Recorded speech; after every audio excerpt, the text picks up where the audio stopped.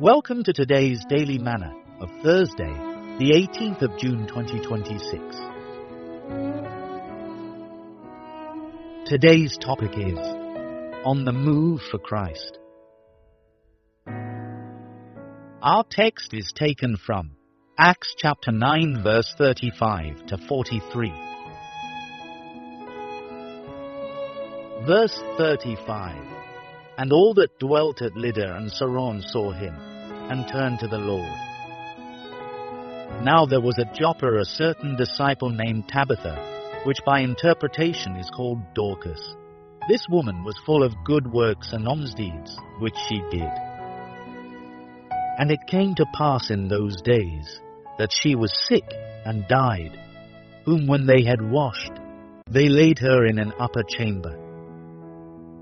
And forasmuch as Lydda was nigh to Joppa, and the disciples had heard that Peter was there, they sent unto him 2 men, desiring him that he would not delay to come to them. Then Peter arose and went with them. When he was come, they brought him into the upper chamber, and all the widows stood by him weeping, and shewing the coats and garments which Dorcas made, while she was with them. But Peter put them all forth, and kneeled down and prayed, and turning him to the body said, Tabitha, arise. And she opened her eyes, and when she saw Peter, she sat up. And he gave her his hand, and lifted her up, and when he had called the saints and widows, presented her alive. And it was known throughout all Joppa, and many believed in the Lord. Verse 43. And it came to pass that he tarried many days in Joppa with one Simon a tanner.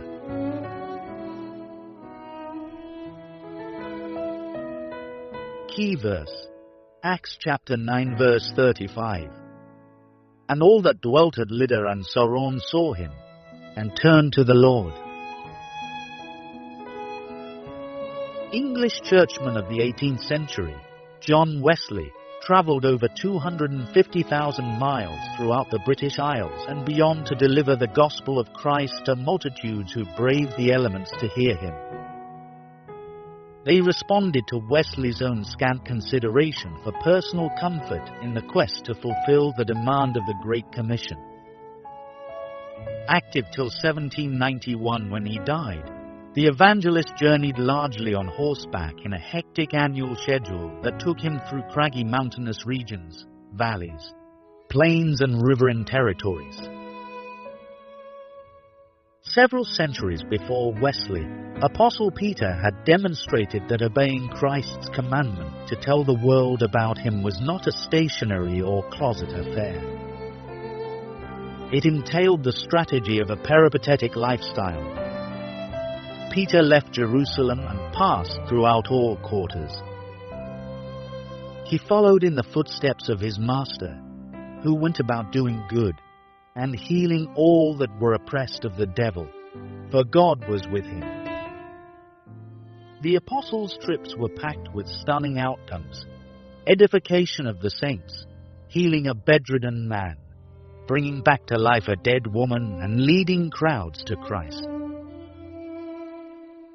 Reassuringly, the principles of effective evangelism laid down by our Lord that worked for Peter and Wesley are still standing tall and beckoning today's believers who desire to snatch sinners from the path of perdition they are treading. The Lord did not entertain inaction, nor did he brook a monastic lifestyle. He sought fresh ventures to preach in new frontiers. Unafraid of obstacles, Jesus moved from place to place to teach, heal, and bring hope to the lost. He knew he had limited time, so he optimized scarce resources. In our age marked by the closeness of Christ's second coming and the deluge of false doctrines, the church and genuine followers of Christ must leave their cozy corners and mount aggressive Great Commission campaigns everywhere. It must be a global blitzkrieg taking place in communities, neighborhoods and nations over all strata of the media.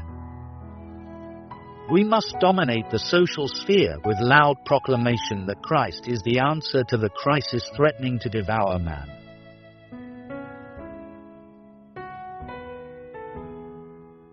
Thought for the day.